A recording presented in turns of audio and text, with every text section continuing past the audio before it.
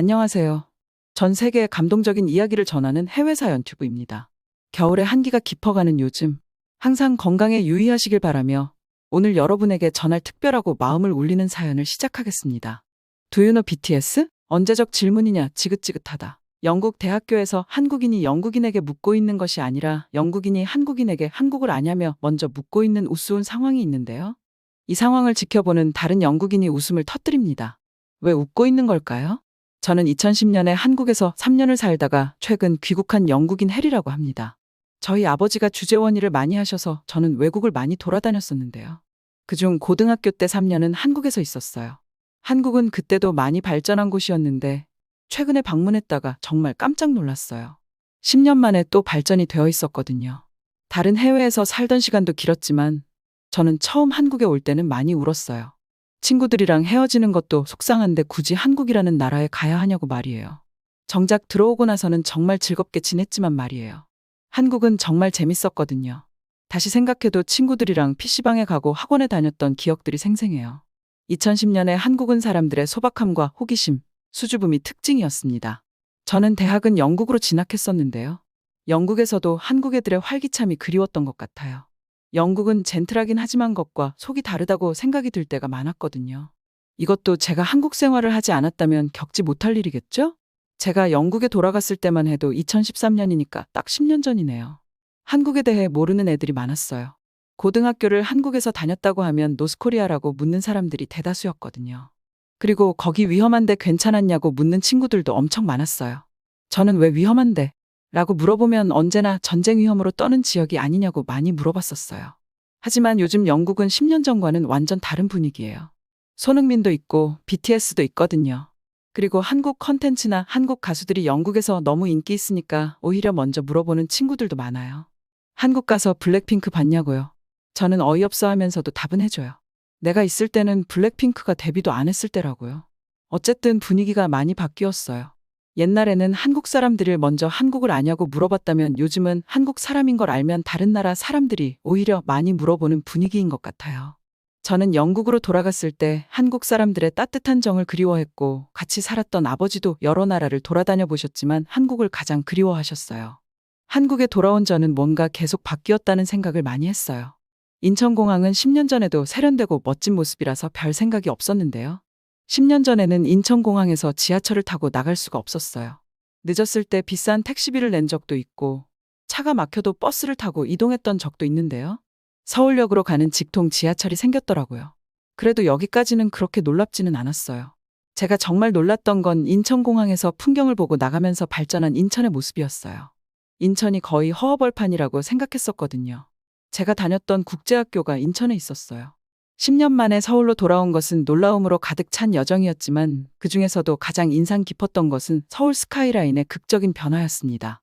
제가 기억하는 서울은 분명 번화한 대도시였지만 지금 제가 본 서울은 완전히 다른 세상, 즉 눈앞에 펼쳐진 고층 빌딩의 숲이었습니다. 새로 들어선 고층 빌딩은 단순한 오피스 빌딩이 아니라 고급 아파트, 문화 공간까지 아우르는 복합용도의 경이로운 건물이었습니다. 마치 건물 하나하나가 도시 안에 하나의 독립된 도시처럼 활기차고 생동감 넘쳤습니다. 목을 쭉 빼고 거리를 걸으며 현대식 마철로의 높은 높이를 바라보면서 저는 경외감과 혼란스러움이 교차하는 느낌을 지울 수 없었습니다. 물론 그때도 고층 빌딩이 없었던 건 아닌데 좀 딱딱한 건물들이 많았어요. 지금은 완전히 세련된 느낌의 고층 빌딩들이 많았어요. 겉에가 유리로 된 빌딩들 같은 거요. 사랑하는 한국이 얼마나 발전했는지에 대한 자부심도 느껴졌지만 추억 속의 작고 친근한 도시 풍경에 대한 그리움도 살짝 느껴지더라고요. 저희는 홍대에 있는 호텔에 짐을 풀고 백화점을 먼저 갔어요. 엄마가 부탁한 물건이 있었거든요. 서울에만 먼저 들어왔다고 사왔으면 좋겠다고 하셨어요. 의외긴 했어요. 보통은 미국이나 유럽이 1차 발매국일 텐데 이번엔 서울이 1차 발매국이었으니까요. 저희는 더현대 서울로 향했어요. 서울의 유명 백화점 중 하나인 더 현대에 들어서자마자 저는 인테리어 디자인의 우아함과 세련미에 감탄했습니다. 특히 크리스마스 트리와 마을은 정말 예뻤어요. 전 너무 들어가고 싶었는데 예약을 안 해서 들어갈 수가 없더라고요. 넓은 창문을 통해 자연 채광이 들어오는 탁 트인 공간은 고급스러우면서도 매력적인 분위기를 연출했습니다. 현대 미술 작품과 세련된 가구로 세심하게 꾸며진 공간은 서울의 디자인과 미학이 얼마나 발전했는지 잘 보여줬습니다. 제가 둘러본 각층은 기능성과 예술적 표현이 어우러진 새로운 시각적 경험을 제공했습니다. 마치 조명부터 레이아웃까지 모든 디테일이 쇼핑 경험을 향상시키기 위해 디자인된 고급 갤러리를 걷는 것 같았습니다. 디자이너 패션부터 최첨단 전자제품에 이르기까지 다양한 섹션을 돌아다니며 정교하게 배열된 제품들을 감상하는 동안 저는 서울의 리테일 공간이 변화하고 있다는 사실에 감탄하지 않을 수 없었습니다. 현대백화점은 단순한 쇼핑 공간을 넘어 서울이 현대와 럭셔리를 포용하는 상징이었습니다. 하지만 정말 놀라웠던 것은 명품 매장 앞에 모인 인파의 광경이었습니다. 명품 브랜드 매장에 들어가기 위해 기다리는 사람들의 줄이 바닥을 가로질러 길게 늘어져 있었습니다. 서울에서 명품에 대한 열광적인 관심이 이렇게까지 높지 않았던 때가 생각났습니다. 이제 서울은 명품과 패션에 대한 글로벌 트렌드를 따라잡았을 뿐만 아니라 어쩌면 능가하고 있는 것처럼 보였습니다. 저는 서울에 이렇게 돈이 많은 사람들이 많았나 생각했어요. 생각해보니까 런던에서 지냈던 때보다 길거리에서 명품 가방을 더 많이 봤던 것 같기도 해요. 진짜 돈 많은 사람들이 많아졌나 봐요. 그래도 한국이 발전하는 동안에도 한국인의 따뜻한 마음과 남을 돕고자 하는 의지는 여전하더라고요. 왜냐면 제가 지냈을 때 눈이 많이 왔었는데요. 게스트하우스 사장님이 오셔서 집 앞에 있는 눈을 치우셨어요. 저희 숙소 앞에만 그랬던 게 아니라 길거리의 모든 사람들이 눈을 깨끗하게 치웠어요. 한국 사람들의 책임감은 한결같다고 생각했어요. 한국인은 시민의식이 향상되었고 외국인에게 더 친절하게 대했습니다. 10년 만에 서울에서 오랜 친구들을 다시 만난다는 생각에 설렘과 향수가 뒤섞인 기분이 들었습니다. 우리는 과거 수없이 많은 저녁 시간을 보냈던 한국 전통 주점에서 만나 소주와 안주를 마시며 이야기와 웃음을 나누기로 약속했습니다. 우리의 우정이 꽃피었던 도시에서 다시 만난다는 생각에 추억이 되살아났습니다. 익숙한 거리를 걸으며 저녁 무렵 서울의 광경과 소리는 멀고도 가깝게만 느껴졌던 삶의 감정에 다시 불을 지폈습니다. 네온사인, 북적이는 인파, 포장마차에서 풍기는 고소한 냄새 등 이 모든 것이 저와 서울이 함께한 역사만큼이나 서울의 일부였습니다. 선술집에 들어서자 친숙함의 물결이 저를 덮쳤습니다. 따뜻하고 친근한 분위기, 술잔 부딪히는 소리, 아늑하고 은은한 조명이 저를 즉시 편안하게 해주었습니다. 제가 다가가자 늘 보던 테이블에 앉아있는 친구들의 얼굴이 환하게 밝아졌습니다. 그 어느 때보다 끈끈한 우정의 정을 나누며 포옹하는 순간 세월이 녹아내리는 것 같았습니다. 그들과 함께 앉아있으니 마치 이곳을 떠나지 않은 것처럼 느껴졌습니다. 우리는 소주 한 병과 안주, 김치, 고기 구이, 다양한 한국 음식을 주문했습니다. 친구들과 북적이는 선술집에 앉아있던 저는 태블릿 PC를 이용한 주문이라는 놀랍고도 유쾌한 디테일이 제 시선을 사로잡았습니다. 서울 중심부에 자리 잡은 이 선술집은 전통적인 매력과 현대 기술이 완벽하게 조화를 이루며 도시의 진화를 상징적으로 보여줬습니다. 자리에 앉자 서버가 세련된 태블릿을 테이블 위에 올려놓았습니다. 저는 호기심이 생겼습니다. 10년 전에는 주문할 때 종업원에게 얘기를 했어야 했는데요. 이제 이런 디지털 메뉴판이 생긴 거였어요. 태블릿을 집어들자마자 저는 사용자 친화적인 인터페이스에 깊은 인상을 받았습니다. 메뉴는 요리와 음료의 고해상도 이미지와 여러 언어로 된 설명으로 직관적으로 배치되어 있었습니다. 메뉴를 쉽게 스크롤할 수 있고 선호도에 따라 필터링하고 자세한 설명을 볼 수 있는 기능은 제가 기억하는 종이 메뉴판과는 완전히 달랐습니다. 사진이 있어서 외국인도 이용하기 정말 편하다는 생각을 했어요. 제가 경험했던 키오스크는 맥도날드 키오스크밖에 없는데 이런 직관적인 인터페이스를 이용하면 누가 키오스크를 싫어하겠어요. 메뉴를 탐색하고 메뉴를 탭하여 주문에 추가하면서 친구들과 저는 이 시스템이 제공하는 편리함과 효율성에 감탄했습니다. 다른 방법으로는 알지 못했거나 주문을 고려하지 않았을지도 모르는 메뉴를 포함하여 더 다양한 메뉴를 탐색할 수 있었습니다. 친구들은 워낙 익숙해서 별다른 생각이 없어 보였는데요. 저는 진짜 흥미롭다고 생각했어요. 몇 번의 터치만으로 주문을 주방으로 보낼 수 있잖아요. 심지어 바쁜 시간에 종업원을 따로 부르기 미안했었는데 그럴 일이 없었어요. 이 새로운 방식은 효율적일 뿐만 아니라 시끌벅적하고 시끄러운 한국 전통 주점의 분위기에서 흔히 발생하는 의사소통 오류의 가능성도 줄여주었습니다. 건배를 위해 잔을 들고 환호성을 지르자 건배라는 합창이 공기를 가득 채웠습니다. 부드럽고 도수가 높은 소주는 제가 대학에 가기 직전에나 먹었던 술인데 추억의 맛인지 맛있다고 생각이 들었어요. 이런 술자리를 가져본 게 얼마만인지 너무 신이 났어요. 도시는 변했는데 친구들은 그대로라 얼마나 신이 났는지 몰라요. 한국인의 따뜻한 환대, 친구들과 함께 식사를 나누는 즐거움, 그리고 소주의 편안한 맛은 시대를 초월했습니다. 빠르게 변화하는 도시 서울은 여전히 시간이 멈춘 듯한 공간에서 진정한 소통의 시간을 가질 수 있었습니다. 시간이 얼마나 흘렀든, 얼마나 멀리 여행했든 우리의 인연은 끊어지지 않는다는 것을 상기시키는 시간이었습니다. 밤이 저물고 작별 인사를 나누면서 저는 이 우정이 서울이라는 도시처럼 시간이 흘러도 변함없이 제 인생의 소중한 일부가 될 것이라는 것을 알았습니다. 10년 만에 북적이는 서울거리를 걷다 보니 예상치 못한 생생한 변화가 눈에 들어왔는데 바로 한국 사람들의 다양한 머리 색깔이었습니다. 거리를 가득 매운 색채의 향연은 자연스러운 검은색과 갈색이 주로 행인들의 머리를 장식하던 제가 기억하는 서울과는 확연히 대조적이었습니다. 활기찬 거리를 거닐면서 저는 대담하고 다양한 헤어 컬러에 매료되었습니다. 밝은 파란색, 생생한 분홍색, 진한 보라색, 불같은 붉은색이 차분한 파스텔톤과 어우러져 있었습니다. 상상할 수 있는 모든 색조가 전시되어 각자의 개성과 스타일을 독특하게 표현하는 것 같았습니다. 헤어 컬러를 통한 이러한 대담한 표현은 뉴욕의 패션과 미용 규범이 진화하고 있음을 보여주는 증거였으며 개인의 표현과 창의성을 점점 더 포용하는 사회의 모습을 반영하는 것이었습니다. 이는 서울의 문화적 태도가 변화하고 있음을 보여주는 즐거운 광경이었습니다. 개성을 인정하고 축하하는 분위기는 제가 기억하는 보수적인 규범, 즉 외모에 순응하는 것이 더 일반적이었던 것과는 큰 차이를 보였습니다. 게다가 고등학교 학생들도 요즘은 머리가 자율인가 봐요. 저는 국제고등학교를 다녀서 상관이 없었지만 제가 학교에 다닐 때만 해도 고등학교는 머리 길이까지 단속을 했었거든요. 한국이 많이 개방적이 됐다고 느꼈어요. 그도 그럴게 10년 전에는 옷도 거의 다 검정색이나 무채색이 많이 보였는데 이제는 다양한 색상의 옷들을 입은 사람들이 많이 보였어요. 10년 만에 서울로 돌아온 저는 예상치 못한 도시 풍경의 변화, 즉 카페가 엄청나게 많아졌다는 사실에 놀랐어요. 10년 전에는 대형 프랜차이즈에서 새로운 메뉴를 먹어보는 게 학생들의 일탈이었거든요. 그런데 지금은 도시 구석구석 거리마다 저마다 독특한 매력과 개성을 지닌 카페가 있는 것 같았습니다. 거대한 프랜차이즈 카페부터 고풍스러운 독립 커피숍에 이르기까지 일본에서 카페 관광을 온다는 게 농담이 아닌 것 같더라고요. 요즘은 성수가 가장 잘 나간다고 해서 성수에서 약속을 잡았었는데요. 저는 거리를 걸으면서 도통 어디를 들어가야 할지 모를 정도였어요. 정말 많은 카페들이 있었거든요. 그리고 팝업 스토어도 엄청 많았어요. 가게마다 줄을 선 사람들이 엄청 많았습니다. 거리를 돌아다니면서 저는 카페의 양적 증가뿐만 아니라 다양성과 창의성에도 놀랐습니다. 표준화된 세련된 디자인과 효율적인 서비스를 제공하는 프랜차이즈 카페도 인상적이었지만 제 마음을 사로잡은 것은 독립 카페들이었습니다. 도시의 다른 지역에서는 빈티지 한국 영화를 테마로 한 카페를 발견했습니다. 내부는 한국 영화의 황금기에 대한 향수를 불러일으키며 고전 영화 포스터와 기념품이 벽면을 장식하고 있었습니다. 카페 구석구석에서 각기 다른 역사를 느낄 수 있어 단순히 커피를 마시는 공간이 아닌 시간 여행을 떠나는 듯한 느낌을 주었습니다. 대형 체인 카페의 일반적인 분위기와는 완전히 대조되는 아늑하고 매력적인 분위기였습니다. 커피가 단순한 음료가 아니라 하나의 경험으로 다가오는 오래 머물고 싶은 공간이었습니다. 독특한 테마와 개성을 살린 이 독립 카페들은 단순한 사업체를 넘어 서울의 창조적 정신을 표현하는 곳이었죠. 갑자기 서울이 이제 모든 브랜드들의 1차 발매국이 된 것이 생각났어요. 한국이 고여있지 않고 계속해서 문화가 발전하는 곳이구나 라는 생각이 새삼 다시 들더라고요.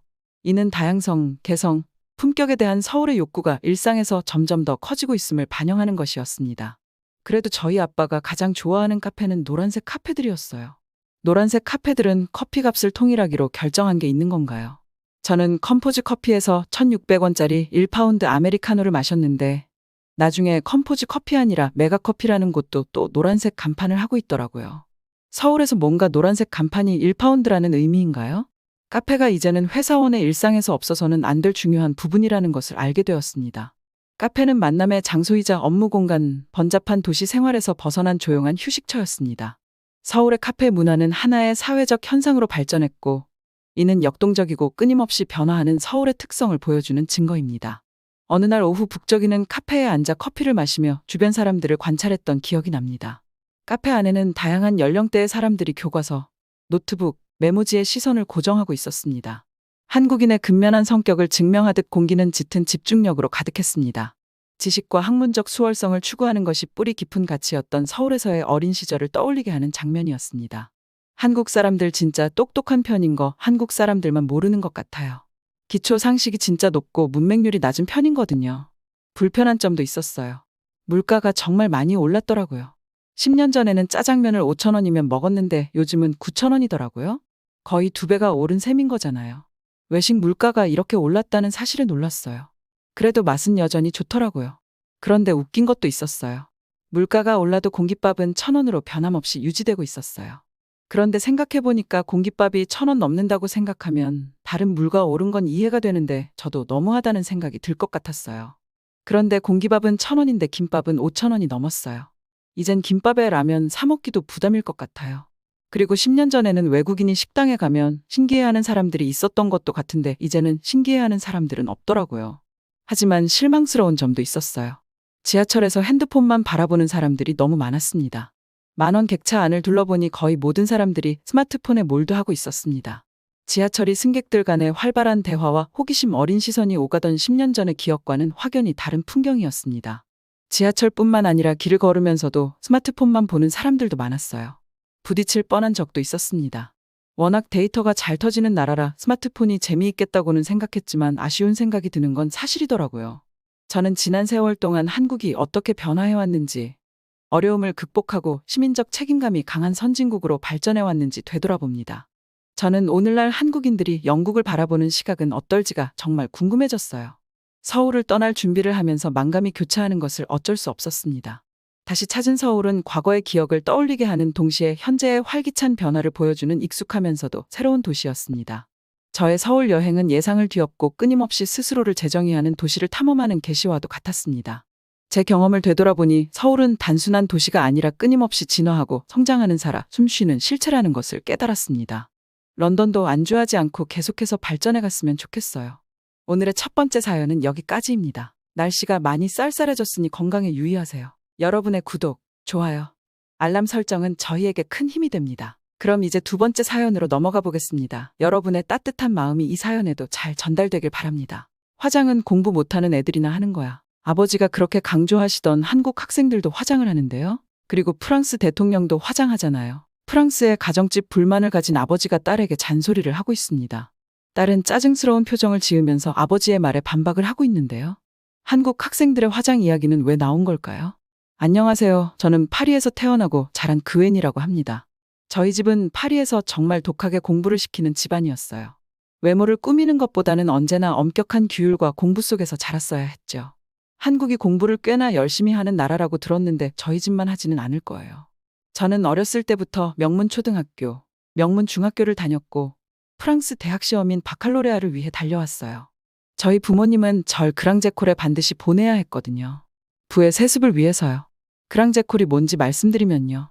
프랑스에서는 고등학교를 졸업하고 대학 입학 시험인 바칼로레아에 합격만 하면 성적과는 상관없이 지망하는 일반 국립대학으로 갈 수가 있는데요. 그랑제콜은 여기서 제외돼요.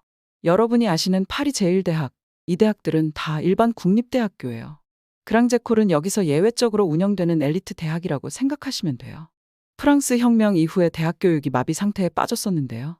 이에 따라 정부가 나라를 이끌어갈 능력 있는 전문 엘리트층을 양성하고자 가문이나 배경이 아닌 실력을 기준으로 삼고 선발된 이들에게 최고의 교육을 제공하는 그랑제콜 체계가 나온 거예요.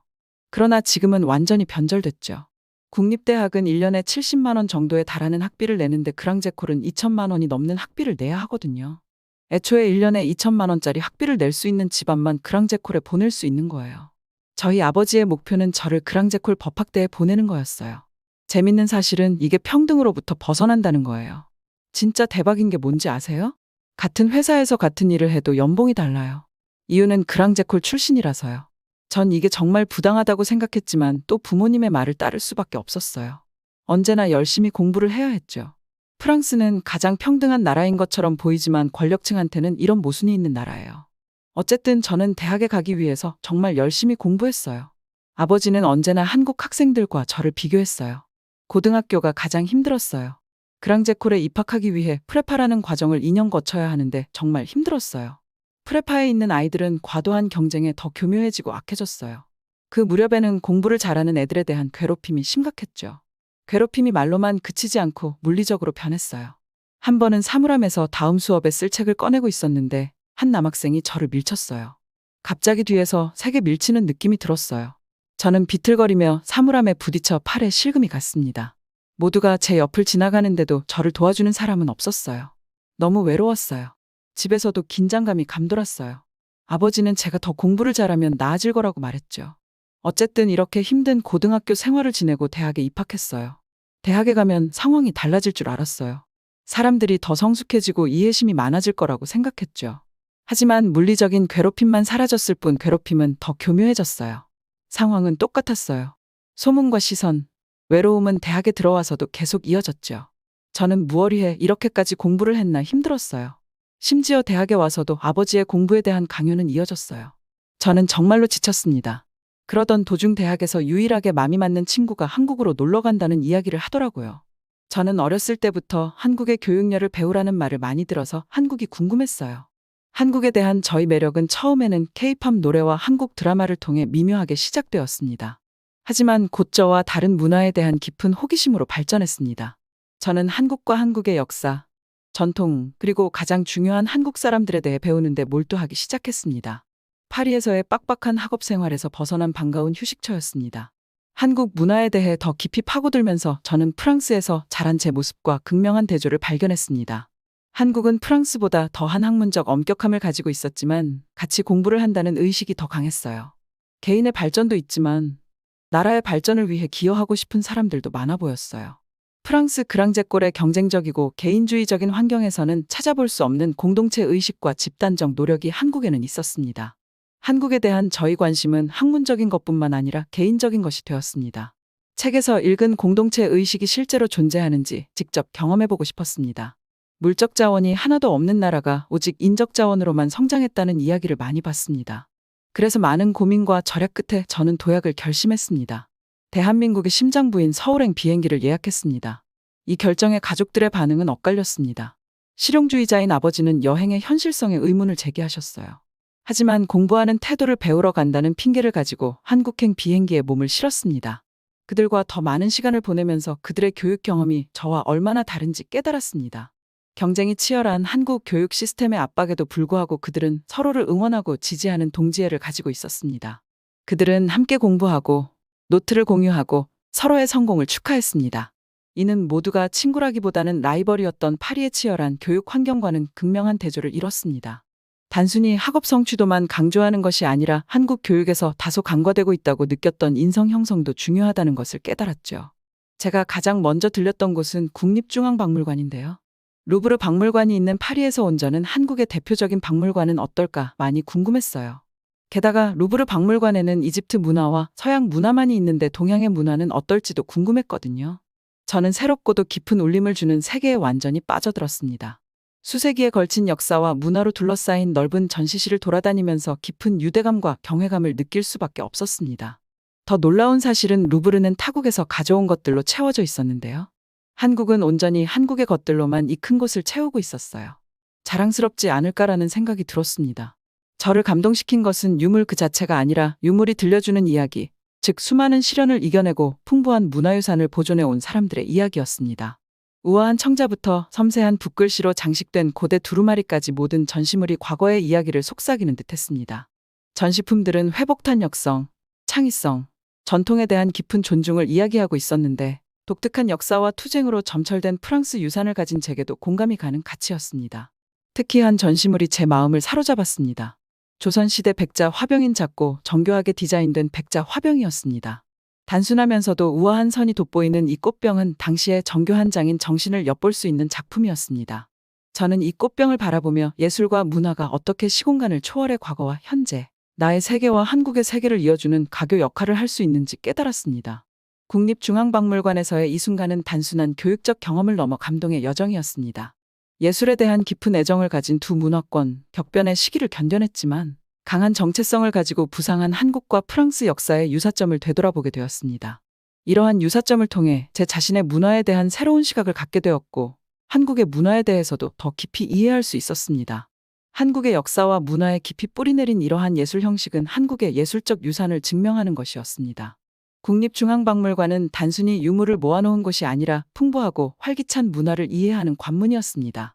역사가 살아 숨쉬는 곳, 제 가슴을 울리고 제 영혼에 지울 수 없는 흔적을 남기는 곳이었어요. 이러한 경험에 몰입하면서 제 자신도 변화하기 시작했습니다.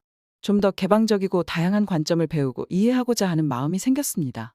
파리에서 느꼈던 외로움과 고립감은 사라지고 소속감과 공동체 의식으로 대체되기 시작했습니다. 서울은 더 이상 제가 방문하는 도시가 아니라 저희 일부가 되어가고 있었습니다. 제가 관광을 마치고 서울 지하철을 탔을 때는 밤 10시 무렵이었는데 보통 파리의 지하철은 밤을 보내기 위해 외출하는 친구들로 가득 찼을 시간대였습니다. 대부분이 클럽을 가는 사람들이죠. 파리는 밤 10시면 식당이 별로 열려 있는 곳이 없으니까요. 하지만 이곳 서울에서는 풍경이 확연히 달랐습니다. 교복을 입은 학생도 있고 평상복을 입은 학생도 있었지만 모두 피곤함과 결연한 의지가 뒤섞인 표정이 역 안을 가득 채우고 있었습니다. 저는 그들을 관찰하면서 놀라움과 호기심이 뒤섞인 감정을 느꼈어요. 고등학생으로 보이는 어린 학생들이었고 배낭에는 책이 가득 들어 있었습니다. 일부는 노트를 복습하고 있었고 일부는 잠을 청하고 있었으며 일부는 강의나 교육용 동영상을 시청하며 스마트폰에 몰두하고 있었습니다. 밤이 휴식과 여가의 시간인 파리에서 익숙했던 모습과는 너무나 다른 풍경이었습니다. 저는 이때 아버지 말이 맞구나라는 생각이 들었던 것 같아요. 한국 학생들은 저보다 더 열심히 공부한다고요. 저는 제가 가장 열심히 공부한다고 생각했거든요. 호기심이 발동한 저는 옆자리에 앉은 한 학생과 대화를 나누었습니다. 그는 처음에는 조금 무서워했는데 제가 영어로 사정을 말하니까 얘기를 들려줬어요. 예의 바르고 영어 연습에 열심인 것 같았습니다. 대화를 통해 이 학생은 한국 교육 시스템의 핵심인 사설 학원을 다니다 귀국한 학생이라는 사실을 알게 되었습니다. 그는 대부분의 학생들이 방과 후 학원에 다니는 것이 일상의 일부이며 대학 입시에서 경쟁력을 유지하기 위해 학원을 다니는 것이 일반적이라고 설명했습니다. 저는 그의 이야기를 들으며 감탄과 걱정이 뒤섞인 감정을 느꼈던 기억이 납니다. 학생들의 헌신과 노력은 칭찬할 만했지만 동시에 그들이 받고 있을 압박감과 스트레스도 궁금했습니다. 파리에 있을 때 저는 그 나이에 저녁 시간을 취미 생활이나 친구들과 함께 보내거나 단순히 휴식을 취하는 데 보냈습니다. 그런 저도 공부하는데 지쳤다고 느끼는데 이 학생들은 어떻겠어요? 한국과 프랑스의 교육 문화의 기대치 자체가 다르다는 것을 다시 한번 생각하게 되었습니다. 지하철이 콧노래를 부르며 달리는 동안 저는 조용히 수다를 떠는 학생들과 생각에 잠긴 학생들을 지켜보았습니다. 한국 학생들의 근면함과 인내심을 생생하게 보여주는 순간이었습니다. 제가 알고 있던 것과는 매우 다른 시스템이었지만 교육에 대한 그들의 헌신에 존경심을 표하지 않을 수 없었습니다. 괜히 여기까지 발전한 나라가 아니구나 싶었어요. 서울 지하철에서의 만남은 한국인의 삶의 방식, 특히 젊은이들의 삶에 대해 더 깊이 통찰할 수 있는 계기가 되었습니다. 한국 사회가 교육과 자기계발에 접근하는 방식이 얼마나 다양한지 뼈저리게 느꼈습니다. 나중에 보니까 미국 대통령이었던 오바마도 한국 학생들을 칭찬한 적이 있더라고요. 한국의 교육이 이렇게나 대단하구나 느꼈던 순간이었어요. 서울에서의 하루가 몇 주가 지나면서 저는 점점 더 한강에 끌리게 되었습니다. 잔잔한 물결과 드넓은 제방이 있는 한강은 저에게 사색의 장소가 되었습니다. 도시의 잔잔한 물소리 속에서 저는 서울이 제게 가르쳐준 교훈과 파리에서 보낸 제 과거의 메아리를 생각했습니다. 파리에도 샌드강이 흐르지만 한강의 거대한 크기와 탁 트인 모습은 저에게 사색의 시간을 안겨줬어요. 회복과 변화의 역사를 간직한 한강은 제 여정과 닮아 있었습니다. 강변에 앉아 물 위에서 춤추는 도시의 불빛을 바라보며 저는 제가 겪은 변화에 대해 생각했습니다. 서울은 변화의 촉매제였고 오랜 세월 사회적 기대에 순응하느라 억눌려 있던 제 안에 여러 층을 풀어내는 데 도움을 주었습니다. 서울에 머물던 어느 날 파리에 있는 대학과 어떻게 다른지 궁금해서 한국 대학을 방문하기로 했습니다. 캠퍼스에 들어서자마자 활기찬 분위기에 압도당했습니다. 학생들이 분주하게 돌아다니며 활기찬 대화를 나누고 다양한 동아리 활동에 참여하는 등 활기찬 에너지가 느껴졌습니다. 캠퍼스는 현대적인 건축물과 푸른 녹지가 어우러져 고요하면서도 활기찬 분위기를 연출했습니다. 캠퍼스를 돌아다니면서 부러운 마음이 들지 않을 수 없었습니다. 이 대학은 제가 프랑스에서 경험하지 못한 학문적 엄격함과 자기계발 사이의 균형을 제공하는 것 같았습니다. 학생들은 학업에 집중할 뿐만 아니라 다양한 과외 활동에도 적극적으로 참여하는 것처럼 보였습니다. 열린 공간에서 연습하는 댄스 그룹부터 나무 그늘 아래에서 열정적으로 미술 프로젝트를 진행하는 학생들까지 캠퍼스 구석구석이 창의성과 열정으로 가득했습니다. 저는 야외 문화 축제를 준비하고 있던 학생들 곁에 잠시 멈춰섰던 기억이 납니다. 파리에 있는 대학에서는 다양한 행사와 동아리가 있었지만 경쟁적이고 개인주의적인 분위기가 더 강했습니다. 하지만 이곳에서는 일체감이 느껴지고 공동의 성취에 대한 기쁨을 공유할 수 있었습니다. 또한 대학 환경이 자유와 탐험심을 키워준다는 점도 눈에 띄었습니다. 학생들은 패션, 예술, 다양한 주제에 대한 공개 토론을 통해 자신을 자유롭게 표현할 수 있는 것 같았습니다. 이러한 자유로움은 제가 익숙했던 체계적이고 형식적인 환경과는 극명한 대조를 이루었습니다. 파리에서는 주로 학업 성취도와 일정한 예의를 유지하는 데 중점을 두었습니다. 파리에서 받은 교육이 훌륭하긴 했지만 현실에서의 응용이나 사회적 책임은 거의 강조하지 않고 학업적 성공에만 치우쳐 있었다는 생각이 들었습니다. 그리고 제가 주목했던 점이 있는데요. 파리에서는 머리를 만지거나 화장을 하려고 하면 아버지가 항상 화를 냈어요. 그런 걸 할 시간에 공부나 하라고 말이에요. 그런데 한국 학생들은 그렇게 공부를 열심히 하는데도 패션으로 자기를 뽐내고 있었어요. 그들은 스타일과 편안함을 자연스럽게 조화시켜 개성 있는 룩을 연출하는 것 같았습니다. 저는 그들의 자신감과 감각에 감탄하며 경외심에 찬 눈으로 그들을 바라보았습니다. 반면에 저는 항상 수수한 옷차림을 하고 다녔습니다. 파리에서 자란 아버지는 정숙함과 실용성을 강조하셨죠. 매일 아침 아버지는 저에게 보수적인 옷차림을 하고 외모보다는 공부에 집중하라고 온화하면서도 단호하게 말씀하셨죠. 저는 아버지의 관점을 이해하고 존중했지만 패션을 통해 저를 표현할 수 있는 자유를 갈망하기도 했습니다. 제 옷장에는 아버지의 원칙, 즉 단순하고 기능적이며 사치스럽지 않은 옷차림이 반영되어 있었습니다. 트렌디하고 시크한 의상을 자주 입는 또래 친구들을 보며 부러움을 느꼈던 기억이 납니다. 다양한 스타일을 시도해보고 싶고 옷을 통해 제 개성을 표현하고 싶었지만 아버지의 기대를 의식해 늘 망설였죠. 그런데 서울에 와서 패션을 자기 표현의 수단으로 받아들이는 대학생들을 보니 새로운 갈망이 생겼습니다. 거리는 마치 런웨이처럼 한국의 전통 스타일과 현대적인 스타일이 어우러져 활기찬 모습을 보여주었습니다. 학생들을 계속 관찰하면서 저는 저만의 스타일을 받아들이고 제가 누구인지, 어떤 사람이 되고 싶은지를 반영하는 옷을 실험해봐야겠다고 스스로에게 약속했습니다.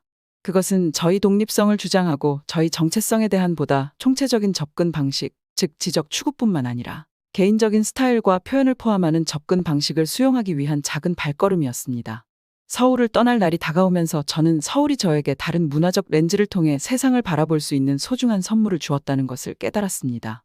그림 같은 랜드마크에 불과했던 한강은 제게 변화의 여정을 상징하는 장소가 되었습니다.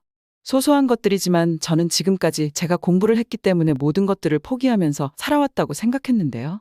한국 학생들은 공부를 그렇게나 열심히 하면서도 문화를 즐기거나 놀거나 옷을 입거나 하는 것들을 포기하지 않았어요. 저는 이제 아버지의 그늘에서 탈출해서 제 개성을 찾아서 살아야겠다고 생각했어요. 아버지는 깜짝 놀라시겠지만요. 이건 아버지와 싸운다는 이야기가 아니에요. 공부를 열심히 하되 모든 일에 열심히인 한국 사람들을 닮아가겠다는 이야기를 하고 있는 거죠. 이런 경험을 할 수 있게 해준 한국에 감사함을 표합니다. 전 그리고 국제법에 대해 열심히 공부를 해볼 생각입니다. 다른 나라와 파리가 얼마나 다른지 이 작은 여행으로도 깨달았으니까요. 그럼 다음 사연으로 넘어가 보겠습니다. 그럼 엉덩이를 모든 사람들한테 다 보여주는 거잖아. 얼굴은 가려지잖아. 아니 근데 얼굴이 가려지면 뭐해? 중국 여행을 하는 스위스 여성이 친구와 통화를 하면서 엉덩이 얘기를 하고 있는데요. 도대체 중국 여행 중에 엉덩이 얘기를 할 일이 뭐가 있을까요? 안녕하세요. 저는 스위스에서 유튜브로 전 세계를 여행하는 리스라고 합니다. 저는 최근에 유튜브로 조회수가 좀 터져서 유럽 말고 다른 곳을 여행할 돈을 벌 수 있었어요. 유럽인이 유럽을 여행하는 건 너무 식상하기 때문에 이제는 아시아에 갈 때라고 생각했죠. 하지만 돈은 좀 아껴야 하기에 아시아에 간 김에 중국이랑 한국 두 나라를 들리기로 했어요. 중국에서 저는 여행의 즐거움을 반감시키는 난관에 부딪혔는데요. 첫 번째 장애물은 공항이었어요. 놀랍게도요. 저는 동남아도 많이 다녀봤는데요. 이렇게 불편한 공항은 처음이었어요. 저는 중국이 자랑하는 최첨단 QR코드 입국 절차 덕분에 원활한 경험을 할 수 있을 것으로 기대했습니다. 하지만 현실은 전혀 달랐습니다. 저는 공항 직원과 언어 장벽에 부딪혔고 우연히 줄을 서 있던 미국인 사업가의 도움을 받아야 했습니다. 스위스는 EU 국가가 아니라서 유럽에서 다른 나라를 돌아다닐 때도 이 정도로 불편했던 적은 없었던 것 같아요. 또한 공항 밖에서 관광객에게 중국어만 고집하는 사람들을 보고 저는 깜짝 놀랐습니다.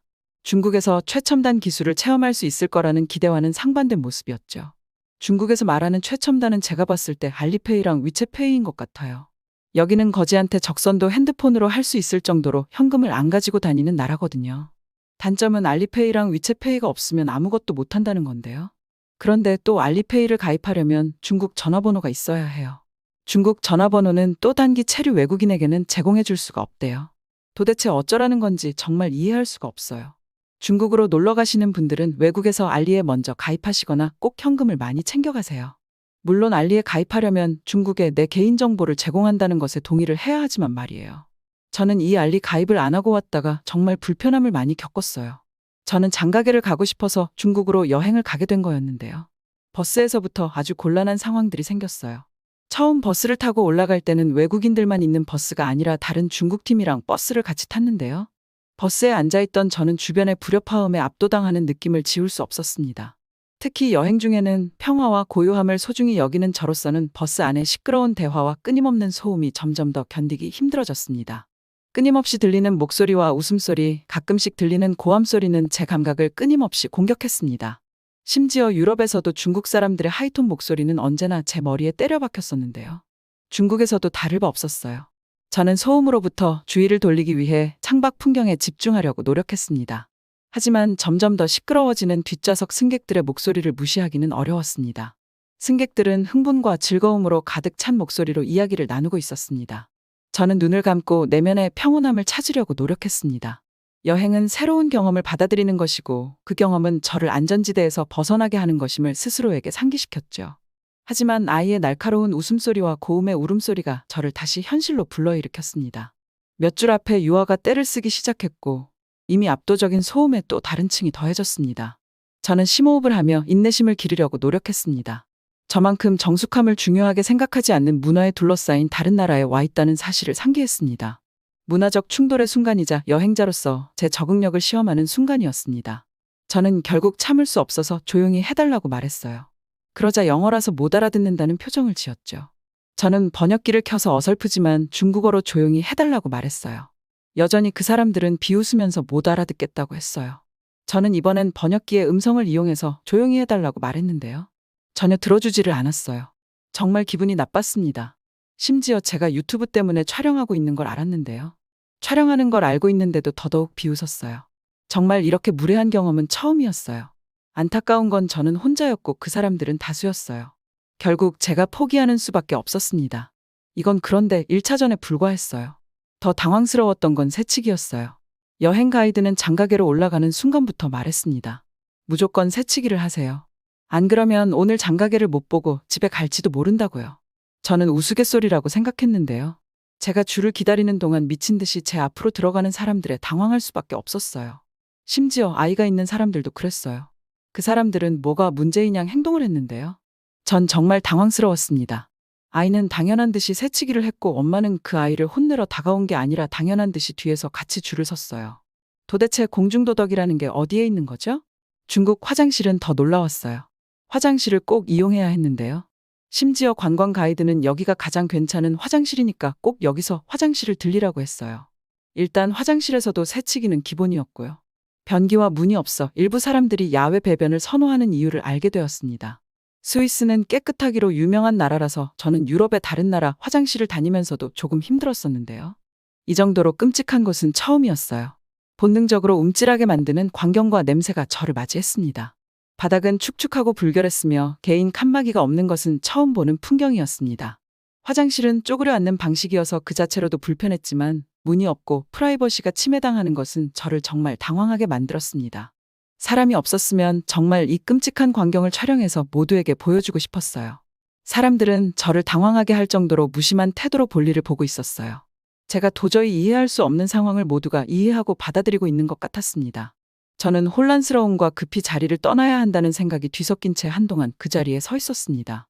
장가게로 가는 길은 길고 지쳤습니다. 도착했을 때는 이미 해가 지고 있었고 웅장한 풍경 위로 황금빛 노을이 드리워져 있었습니다. 자연의 아름다움은 부인할 수 없었지만 하루 동안의 시련으로 인해 제 열정은 꺾여버렸습니다. 저는 조용한 저녁을 보내며 회복할 수 있기를 바라며 작고 아담한 호텔에 체크인했습니다.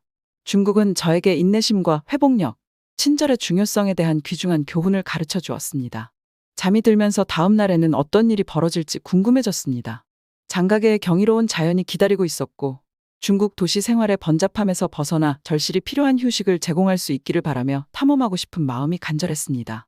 중국에서의 경험에 실망한 저는 좀 더 쾌적한 여행을 기대하며 한국으로 떠나기로 결심했어요. 하지만 집에 가고 싶은 마음이 굴뚝 같았어요. 아마 예약된 것들이 취소 가능이었으면 다 그만두고 깨끗한 스위스로 돌아갔을 거예요. 스위스는 물을 그냥 먹어도 될 정도의 깨끗한 곳이었으니까요. 인천공항에 도착해서부터 살 것 같았어요. 물론 히터의 바람은 조금 답답했지만 퀴퀴한 냄새가 나지 않는다는 사실에서부터 숨을 쉴 수 있었어요.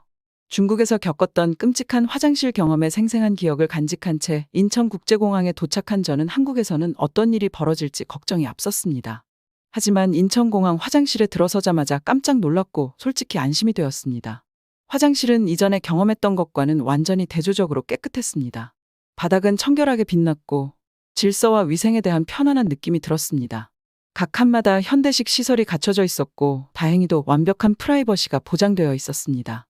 자동 물내림 시스템, 비접촉식 수도 꼭지는 스위스랑 비교해도 뒤지지 않았어요. 저는 생각했습니다. 그래, 이게 화장실이지. 가장 인상 깊었던 것은 디테일에 대한 세심한 배려였습니다. 거울은 흠 잡을 데가 없었고 큰 거울과 조리대까지 갖춰져 있는 세안 공간도 따로 마련되어 있었습니다. 볼일을 보는 곳으로부터 나오면 세면대 쪽에서는 향기도 났어요. 손을 씻는 순간 이전에 경험했던 압도적인 냄새와는 전혀 다른 기분 좋은 향기가 공기 중에 퍼졌습니다. 심지어 음악까지 나오고 있었습니다. 그저 화장실에 불과했지만 제게는 공중의 쾌적함과 청결에 대한 한국의 헌신을 상징하는 장소였습니다. 공공장소를 세심하게 관리하고 존중하면 누구나 쾌적한 경험을 할 수 있다는 것을 보여주는 증거였습니다. 저는 첫 방문지로 덕수궁을 선택했는데요. 덕수궁을 선택한 이유는 두 가지였어요. 덕수궁에 서양식으로 지어진 미술관이 있다고 했고 덕수궁의 정원이 잘 조성되어 있다고 했어요. 저는 여행 유튜버라서 다양한 정원들을 가봤는데요. 아무래도 잔디 위주로 조성되어 있는 유럽의 공원이나 정원들은 겨울에 가기에는 다소 아쉬운 감이 있어요. 푸른색이 없으니까요. 하지만 한국의 정원들은 애초에 잔디가 기반이 아니라서 사계절이 다른 매력이 있다고 하더라고요. 특히 눈이 올 때 가면 완벽하다는 얘기를 들어서 덕수궁을 가기로 했어요. 덕수궁 경내의 후원을 방문했던 날은 평화로움과 행복감이 가득했던 기억이 오래도록 남아 미소를 머금게 하는 하루였습니다. 대한민국 서울에 있는 이 유적지의 입구를 들어서자 번잡한 도시를 뒤로하고 다른 시대로 들어선 듯한 기분이 들었습니다. 후원의 아름다움은 숨이 멎을 정도로 아름다웠습니다. 이른 봄이었고 정원은 겨울잠에서 깨어나고 있었습니다. 공기는 상쾌했고 소나무 때문에 피톤치드 향기가 가득했어요. 정원을 거닐며 자연과 역사적 건축물의 조화에 감탄했습니다. 연못과 잘 다듬어진 연못이 내려다 보이는 자연 경관 속에 한국 전통 정자가 자리 잡고 있었습니다. 저는 작은 연못 옆에 조용한 장소를 찾았는데 근처에 있는 정자가 수면에 반사되어 반짝반짝 빛났습니다. 그곳에 앉아서 한국의 역사와 문화에 대한 깊은 유대감을 느꼈습니다. 저마다의 사연과 비밀을 간직한 채 수세기에 걸쳐 이 땅을 누볐을 왕들의 발자취를 생각하니 감격스러웠습니다. 하루가 저물어가고 햇빛이 약해져 정원의 긴 그림자가 드리워지기 시작하자 저는 이곳을 떠나고 싶지 않다는 생각이 들었습니다. 후원은 일상과는 거리가 멀어 보이는 고요한 휴식처이자 아름다움과 사색의 장소였습니다. 변치 않는 자연의 아름다움과 우리를 과거와 연결해주는 깊은 문화적 뿌리를 일깨워주는 곳이었죠. 이번 여행은 단순한 업무가 아니라 새로운 문화에 몰입하고 그 경험을 통해 배우고 성장할 수 있는 기회였다는 것을 깨달았습니다. 한국 사람들의 따뜻함과 친절함, 세심한 배려, 환영하는 공간을 만들기 위한 그들의 노력은 제 관점을 바꾸기 시작했습니다. 저는 서울 같은 도시도 좋아하지만 경주 같은 유적지를 보고 싶은 마음이 컸어요. 그래서 고속버스를 타고 경주로 이동하기로 했는데요. KTX를 이용하지 않고 버스로 내려간 이유는 프리미엄 버스를 한번 이용해보고 싶었어요. 한국 프리미엄 고속버스에 대한 첫 경험은 저에게 놀라움과 감동을 동시에 안겨준 잊지 못할 에피소드였습니다. 버스 여행은 종종 불편함과 불편함의 대명사처럼 여겨지곤 했기에 서울에서 경치 좋은 도시 경주로 향하는 버스에 탑승할 때만 해도 기대는 크지 않았는데요. 버스에 올라타자마자 가장 먼저 눈에 들어온 것은 의자의 배치였는데요. 의자가 한 줄에 4개가 배치되어 있는 게 아니라 단 3개밖에 없었어요. 그나마도 지그재그로 돼서 좌석 하나가 엄청 넓었어요. 세련되고 모던한 인테리어의 우아함과 편안함을 자아내는 색감이 돋보였습니다.